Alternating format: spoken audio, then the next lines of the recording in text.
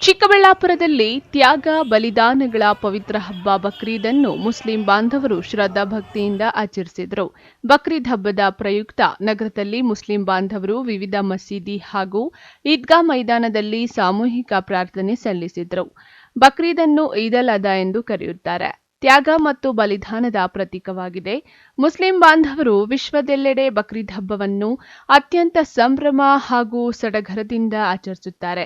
ಪ್ರವಾದಿ ಇಸ್ಮಾಯಿಲ್ರ ಅಲ್ಲಾ ಇಚ್ಛೆಯಂತೆ ತಮ್ಮ ಮಗನನ್ನೇ ಬಲಿದಾನ ನೀಡಲು ಸಿದ್ಧವಾಗಿದ್ದರು. ಇಸ್ಮಾಯಿಲ್ ಅವರ ಭಕ್ತಿಯನ್ನು ಮೆಚ್ಚಿ ಕುರಿಯನ್ನು ಬಲಿ ಪಡೆಯಲಾಗಿತ್ತು. ಈ ಪದ್ಧತಿಯನ್ನು ಕುರ್ಬಾನಿ ಎಂದು ಕರೆಯಲಾಗುತ್ತದೆ. ಸಾಮೂಹಿಕ ಪ್ರಾರ್ಥನೆಯ ನಂತರ ಪರಸ್ಪರ ಶುಭಾಶಯಗಳನ್ನು ವಿನಿಮಯ ಮಾಡಿಕೊಂಡರು.